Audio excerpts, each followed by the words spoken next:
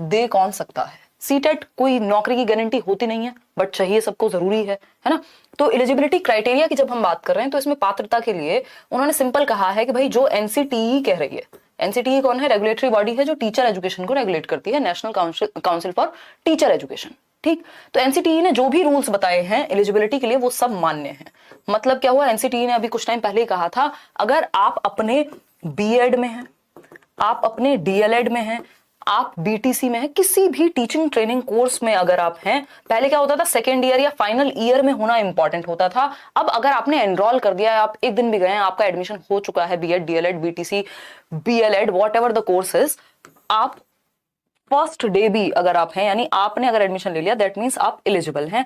आप फॉर्म भर देंगे चुपचाप से, ताकि आपकी टेंशन आगे के लिए खत्म हो जाए, क्योंकि पेपर की जो वैलिडिटी है वो लाइफ टाइम है, दोबारा आपको सोचना नहीं है पेपर देते हुए। हालांकि नंबर ऑफ अटेम्प्ट्स आप कितने भी दे सकते हैं, है ना, कितनी भी बार सीटेट दे सकते हैं, स्कोर इंप्रूव करने के लिए भी दे सकते हैं, और आपकी मर्जी आप कौन सा सर्टिफिकेट लगाना चाहते हैं। 4 बार दिया, 4 में से कौन से बार वाला सर्टिफिकेट सेकेंड टाइम जो दिया उसमें अच्छा स्कोर आया वो लगाना चाहते हैं जॉब के टाइम पे, वो आपकी टेंशन है।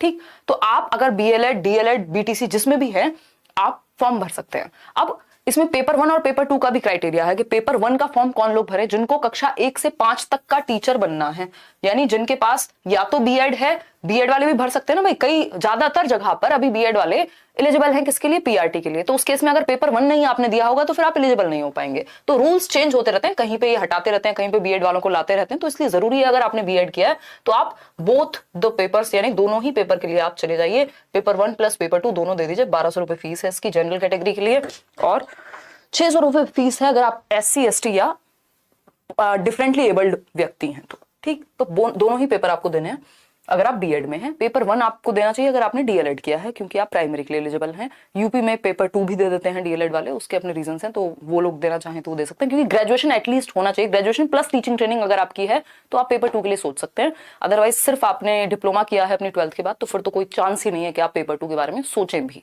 क्योंकि ऐसा भी कहीं कहीं होता है कि उस केस में भी वो लोग एलिजिबल हो जाते हैं। तो सिंपल बात है, डीएलएड किया है और प्राइमरी टीचर बनना है तो आप पेपर 1 देंगे।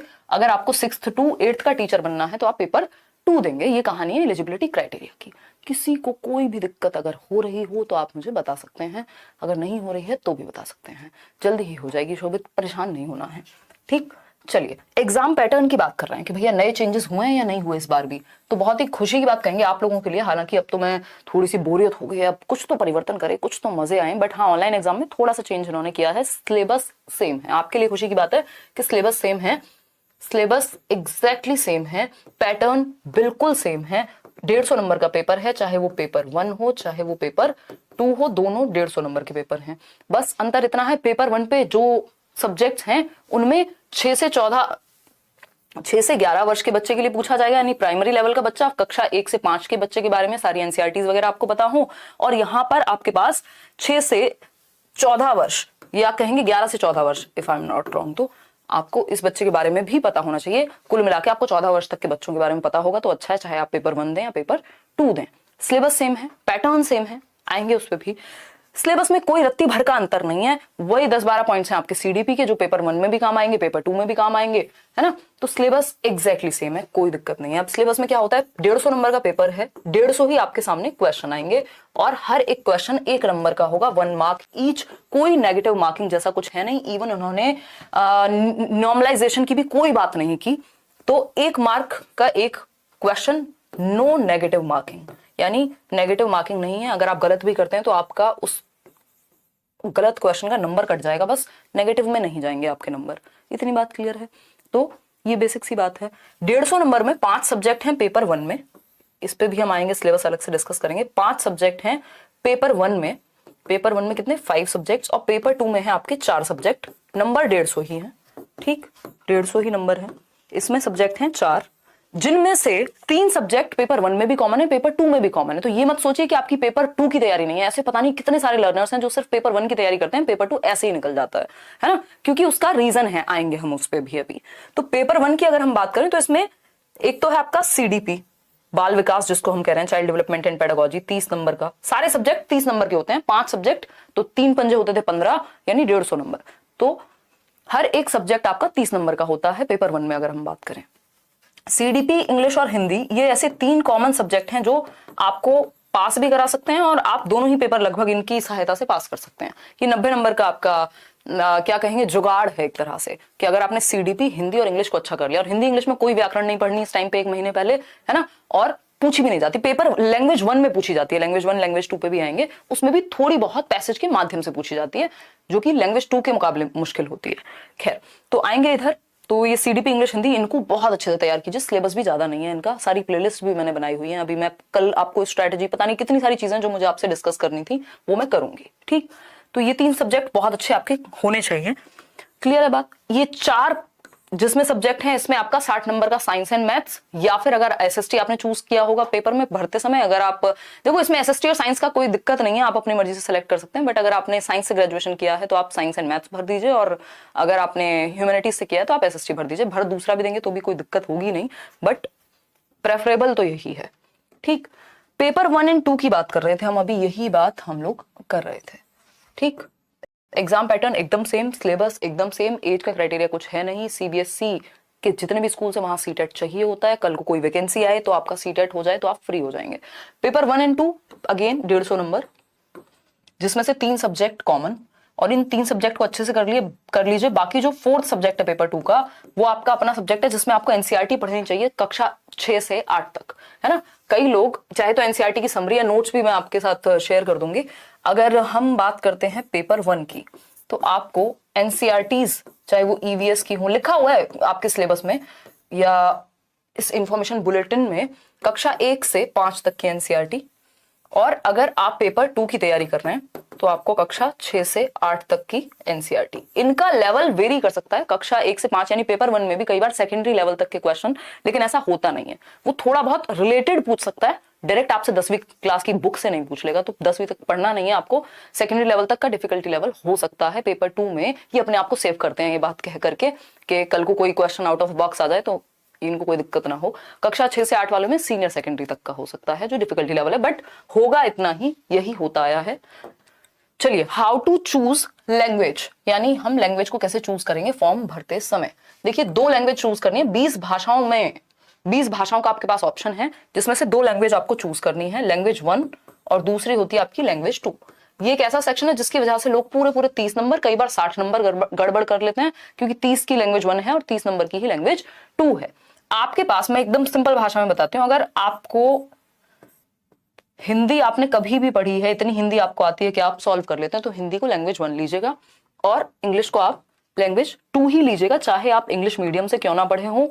इसका एक रीजन है, कई लोग कहते हैं ये जब तक लेट्स लर्न नहीं था या हम लोग का डिस्कशन नहीं होता था तब तक सब यही कहते थे कोई फर्क नहीं पड़ता, लैंग्वेज 1 ले लो 2 ले लो, कोई अंतर नहीं है, कुछ नहीं है। उन्होंने लिखा हुआ है इंफॉर्मेशन बुलेटिन में, साफ साफ लिखा हुआ है बुलेटिन में कि जो लैंग्वेज 1 है, पैसेज का मेन अंतर है ना। पैसेज इसमें क्या होता है, लैंग्वेज में 30 नंबर की एक लैंग्वेज है, उसमें से 15 नंबर का पैसेज आएगा, जिसमें 2 पैसेज होंगे, एक 8 नंबर का, दूसरा 7 नंबर का, या 9 और 6 नंबर का। 15 नंबर की पेडागोजी है, सिलेबस दोनों का ही सेम है, चाहे आप लैंग्वेज 1 लें चाहे लैंग्वेज 2 लें। पेडागोजी है कि आप पढ़ाएंगे कैसे लैंग्वेज को, तो ये 15 नंबर तो लगभग सेम रहते हैं, लेकिन पेपर 1 वाले 15 नंबर भी थोड़े से डिफिकल्ट है। तो इसमें हम ये समझेंगे कि जो हिंदी है, इसमें लिखा हुआ है इन्होंने कि एक गद्य का पैसेज आता है और एक पद्य का पैसेज आता है, इंग्लिश में भी प्रोज और पोइट्री का पैसेज आता है। तो अगर इंग्लिश में आपके सामने पोइट्री का पैसेज आ गया, जो भी लैंग्वेज 1 होगी उसमें एक पोयम आनी निश्चित है ना, एक पद्य का जो भी पैसेज है वो आना निश्चित है। तो पोइट्री का एक, और कई बार दोनों भी पोइट्री आ जाते हैं, तो अगर आपने इंग्लिश लैंग्वेज 1 ले ली तो पोइट्री आपके सामने आ जाएगी, और पोइट्री में चक्कर आ जाते हैं अच्छों को, है ना। मैंने ग्रेजुएशन अपनी इंग्लिश लिटरेचर में की हुई है, बट मेरा भी दिमाग खराब हो जाता है उसे देख के, नंबर कटेंगे 100%। क्यों? क्योंकि आपने वो पैसेज कभी पढ़ा नहीं है पहले, है ना, पहले वो पैसेज आपने पढ़ा ही नहीं है। तो वो पैसेज जब आपने पढ़ा नहीं, अचानक से आएगा आपके सामने, और लिटरेरी टर्म्स होते हैं उसमें, तो कुछ आइडिया चलो आपको लग जाएगा, मान लो आपने लिटरेचर से बहुत पढ़ लिया, लिटरेचर आपने, या आपको बहुत सारी चीजें पता है, फिर भी वहां बहुत ज्यादा चांसेस है कि नंबर कट जाए आपके। तो पोइट्री, ये दोनों पैसेज आएंगे अगर, या कविता अगर आएगी, तो वहां पे चांसेस, हिंदी में दिक्कत नहीं है आपको, हिंदी में एक कविता आ जाए और एक नॉर्मल आपका गद्य आ जाए, कोई दिक्कत नहीं है, हिंदी में आप कर लेते हैं और इजी होता है, वो बहुत आसानी से आप समझ पाते हैं, क्योंकि हम लोग बोलचाल की भाषा, मातृभाषा हमारी ज्यादातर लोगों की हिंदी है। तो ये कोशिश मत कीजिएगा कि इंग्लिश को आप लैंग्वेज 1 लें, किसी भी केस में, चाहे आपकी हिंदी कितनी भी कमजोर हो, अगर आप हिंदी चूज कर रहे हैं तो आप हिंदी को लैंग्वेज 1 रखिएगा, ये मेरी रिकमेंडेशन है। इसका फायदा आपको पेपर में मिलेगा 100%, हर साल मिलता है लोगों को।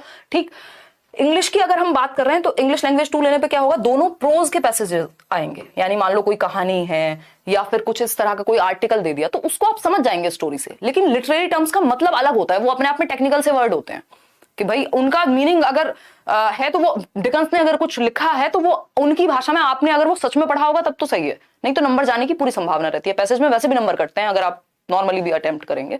तो प्रोज के दोनों पैसेज या एक पैसेज निश्चित आएगा अगर आपने, सॉरी पोइट्री का अगर आपने लैंग्वेज 1 लिया इंग्लिश को, तो इंग्लिश 2 लैंग्वेज 2 रखनी है, इंग्लिश लैंग्वेज 1 हिंदी रखनी है। आपको अच्छी लगे ये बात तो बिल्कुल खुशी से कीजिए, नहीं तो खुद से ट्रायल एंड एरर कर लीजिए, कुछ नंबर का फर्क आपका पड़ ही जाएगा। आप कितने भी इंटेलिजेंट हैं, 5-10 नंबर आपके एक्स्ट्रा आ जाते हैं अगर आपने इंग्लिश को लैंग्वेज 2 रखा होता तो। ठीक, अब आपकी इच्छा है वो जो 20 भाषाएं हैं उनमें से 2 भाषाएं आपको कौन सी लेनी है, हिंदी हो चाहे इंग्लिश हो चाहे गुजराती हो चाहे कुछ और मराठी हो उर्दू हो, वो आपकी अपनी पर्सनल प्रेफरेंस है। अब अगर हम बात कर रहे हैं यहाँ पे 20 भाषाओं में से कोई 2 भाषाएं चूज करनी है, दोनों भाषाएं सेम नहीं हो सकती कि मैं लैंग्वेज 1 भी हिंदी ले लूं और लैंग्वेज 2 भी हिंदी ले लूं, ऐसा कोई प्रावधान नहीं है। दोनों लैंग्वेजेस अलग अलग होनी चाहिए, कोई फर्क नहीं पड़ता आपने क्या किया, कभी पढ़ी नहीं पढ़ी, इसका कोई मतलब नहीं कि मतलब आगे उर्दू ले ली तो कोई समस्या होगी, ऐसा कुछ नहीं है। ठीक, आगे बढ़ेंगे। अगर हम बात करें, पेडागोजी लगभग सेम रहती है, उसमें भी थोड़ा सा अंतर रहता है, डिफिकल्टी लेवल जो है पेडागोजी का वो लैंग्वेज 1 का हल्का सा अप रहता है। पेडागोजी में कोई खास अंतर है नहीं क्योंकि सिलेबस भी सेम है, लेकिन वो पैसेज आपके लिए मुश्किल आएगा अगर आपने लैंग्वेज 1 जो भी ली होगी। हिंदी में दिक्कत नहीं होती, हिंदी कितनी भी मुश्किल दे दे आप कर देंगे आराम से सॉल्व। ठीक, चलिए खैर आगे बढ़ते हैं। मीडियम ऑफ पेपर, इसको लेके भी कई बार डाउट्स रहते हैं। उसका रीजन ये है कि पेपर ऑनलाइन है। अब ऑनलाइन पेपर में एक टाइम पे एक ही लैंग्वेज दिखती है हमें, मान लीजिए कोई भी क्वेश्चन है तो वो एक ही लैंग्वेज में दिखेगा जो आपने शुरुआत में चूज किया होगा मीडियम ऑफ पेपर, लेकिन आप उसको चेंज कर सकते हैं, यानी आप बाइलिंगुअल होता है आपका एग्जामिनेशन का जो पेपर है, एग्जाम पेपर आपका बाइलिंगुअल होगा, 2 भाषाओं में होगा, हिंदी और इंग्लिश में होगा। तो आप चूज करेंगे उस क्वेश्चन को अगर आप इंग्लिश में देखना चाहते हैं या हिंदी में देखना चाहते हैं, अदर देन लैंग्वेज। भाई लैंग्वेज को थोड़ा ना, आप हिंदी को थोड़ा ना इंग्लिश में पढ़ सकते हो। ठीक, तो इंग्लिश और हिंदी दोनों में होता है, आपको बस वहां क्लिक करके देखना पड़ेगा, और नहीं तो पूरा पेपर उस भाषा में रहेगा जो शुरुआत में मीडियम आपने सेलेक्ट किया होगा। ठीक है ना, तो ये बेसिक सी बात है कि दोनों भाषाओं में मीडियम ऑफ पेपर आपका रहेगा। अब कुछ चीजों का ध्यान रखना है, कॉशन है, फॉर्म भरते समय कुछ चीजों का हमें ध्यान रखना है, डूज एंड डोंट है। एक तो सिर्फ एक फॉर्म भरना है, ओनली 1 फॉर्म, है ना, एक्सेप्ट नहीं होगा अगर आप एक से ज्यादा फॉर्म भर देते हैं। दूसरा, करेक्शन फीस सबमिट कर दी, अगर आपने फी सबमिट कर दी पेपर में सारी डिटेल्स अपनी भर के, उसके बाद आप करेक्शन नहीं कर पाएंगे। कब तक, लेकिन फी सबमिट करने के बाद आपके पास कोई भी राइट नहीं है कि जब तक करेक्शन की डेट्स अवेलेबल ना हो तब तक आप करेक्शन नहीं कर पाएंगे। उससे पहले आप खेल सकते हैं, लॉग इन करके कुछ कुछ चेंज करना है, भरना है, देखना है ना। दूसरा एक और चीज है इसमें कि आपका एप्लीकेशन नंबर या रजिस्ट्रेशन नंबर, एप्लीकेशन एक कंफर्मेशन पेज आता है आपके सामने, उसको संभाल के डाउनलोड कर लीजिए, है ना। एप्लीकेशन नंबर जो भी है आपके पास वो संभाल के रखिएगा, एप्लीकेशन नंबर अपना संभाल के रखिएगा, उसको नोट कर लीजिएगा, या फिर वो जो पीडीएफ है उसका प्रिंट आउट लेके रख लीजिएगा फर्दर एविडेंस के लिए। एक और चीज इसमें इंपॉर्टेंट है, एक तो अपना मोबाइल नंबर, जो मोबाइल नंबर आप सच में यूज करते हैं, जिस पे आप एक्टिव रहते हैं, वो मोबाइल नंबर भरिएगा, और ईमेल। ये दोनों चीजें बहुत महत्वपूर्ण हो गई हैं जब से पेपर ऑनलाइन हुआ है ना। ईमेल आईडी पे क्या होगा, जब आप पेपर दे चुके होंगे उसके 2-3 दिन बाद आंसर की आ जाए, आंसर की नहीं आएगी, वो क्वेश्चन पेपर आ जाएगा, और आप पैसे दे करके उसको अगर रिस्पॉन्स भी मंगवाना चाह रहे हैं कि आपने क्या रिस्पॉन्स भरा था, आपको डाउट है या जो भी, तो उस केस में वो भी आपकी ईमेल आईडी पे ही आएगी, आपकी रिस्पॉन्स की भी और जो आपने पेपर दिया है वो भी। ठीक, तो ईमेल आईडी आपकी करेक्ट होनी चाहिए। दूसरा, आपका कब एडमिट कार्ड आने वाला है, क्या चीजें, वो ईमेल आईडी इंपॉर्टेंट है। मोबाइल पे भी आपकी अपडेट्स आएंगी, तो मोबाइल नंबर भी, और ये मोबाइल नंबर इसलिए इंपॉर्टेंट है जब आप सर्टिफिकेट डाउनलोड करेंगे डिजी लॉकर से कनेक्ट करके, क्योंकि सीबीएसई के साथ यही रजिस्टर्ड है, तो यही काम करेगा फिर उस केस में, है ना। चलिए खैर आगे बढ़ते हैं। क्वेश्चंस और भी हैं कुछ कुछ, इसमें मैंने पूरा नोट किया हुआ था। मेरी कोशिश ये है कि आपको दोबारा फॉर्म भरने पे सोचना ना पड़े, उतना काम हो जाए, और मैं अगले 1 महीने के लिए अपनी तबीयत पे भी फोकस करूंगी और आपके साथ रात और दिन हम लोग काम करेंगे, है ना। सिर्फ एक फॉर्म भरना है, एप्लीकेशन फॉर्म का जो भी डिटेल है, कंफर्मेशन पेज है, वो एप्लीकेशन नंबर कहीं लिख लीजिएगा या उसका प्रिंट आउट ले लीजिएगा। जब आप फी सबमिट करके आपके पास एक कंफर्मेशन पेज जनरेट होता है, एडिटिंग और करेक्शन का मैंने आपको बता दिया है। ईमेल आईडी दिया हुआ है इन्होंने कि अगर इनकेस आपका कंफर्मेशन पेज जनरेट ना हो या कुछ इस तरह की प्रॉब्लम हो तो ctet.cbse@nic.in ये एक ईमेल आईडी है। लास्ट में भी इन्होंने एक ईमेल आईडी मैं लिख दूंगी, वो आप ईमेल कर सकते हैं फिर सीटेट को, और जिसकी संभावना कमी है कि ये लोग आपको जवाब दें, बट दिल्ली में इनका ऑफिस है, अगर ऐसा कुछ बहुत ज्यादा समस्या होती है किसी को तो वो विजिट भी करे। खैर आते हैं नेक्स्ट पॉइंट पे चलते हैं। नेक्स्ट पॉइंट पे चलते हैं फटाफट से। अच्छा, एक और चीज हमें पता ही है, 150 नंबर का जो ये पेपर है, 150 नंबर के पेपर में 90 नंबर आपके आने चाहिए अगर आप जनरल कैटेगरी से हैं। अगर आप किसी भी एसटी, एससी, ओबीसी या पर्सन विद डिसेबिलिटी हैं तो उस केस में आपके 82 मार्क्स चल जाते हैं अगर आप कैटेगरी से हैं। बेसिकली 60% नंबर चाहिए होते हैं पास होने के लिए। तो आपका कंपटीशन सिर्फ अपने आप से, किसी और से है भी नहीं, आपको सिर्फ ये 60% नंबर लेके आने हैं और यहाँ 55% चाहिए होंगे तो आप कैटेगरी फिल करेंगे। और जहां पे भी मान लीजिए आप ओबीसी या ये जो फर्दर आपको रिलैक्सेशन है वो जहां पे भी आपकी जॉब लगेगी वहां वो अपने आप देख लेंगे कि भैया 5% नंबर इनके कम कर दो। ठीक, तो ये एक बेसिक सी बात है। इन 90 नंबर की लड़ाई है अभी के लिए, हालांकि हम लड़ाई थोड़ी ज्यादा बड़ी करेंगे, 100 से ऊपर का टारगेट एटलीस्ट रखेंगे। आप तो 2-4 आप गलत करेंगे, 2-4 सीबीएसई आंसर की गलत दे देगा तो कम से कम आप पास तो हो जाएंगे। वैसे तो हम बात कर चुके हैं कि वैसे तो 2 हफ्ते पहले, 15 दिन पहले आया करता था ऑफलाइन एग्जाम में, लेकिन अभी 1 वीक पहले आएगा, यानी 8 दिन पहले, 7 दिन पहले आपके सामने एडमिट कार्ड देखने को मिल जाएगा पेपर से। इसके अलावा रिजल्ट की जब हम बात कर रहे हैं तो रिजल्ट 15 दिन से 1 महीने के बीच आता था। कीजिए अपनी तैयारी पे। वैलिडिटी ऑफ सर्टिफिकेट हमें पता है, रेट्रोस्पेक्ट में इन्होंने लाइफ टाइम कर दिया है। एनसीटीई का नोटिस था और इन्होंने साफ साफ कहा हुआ है सीबीएसई ने कि भैया जो एनसीटीई कह रहे हैं हम तो वही मानेंगे, है ना, जो जीजा जी कहेंगे वही मैं करूंगा। मूवी देखिए ना, चलो आ जाओ, बहुत पुरानी है यार, छोड़ो, लाइफ टाइम की बात कर लेते हैं।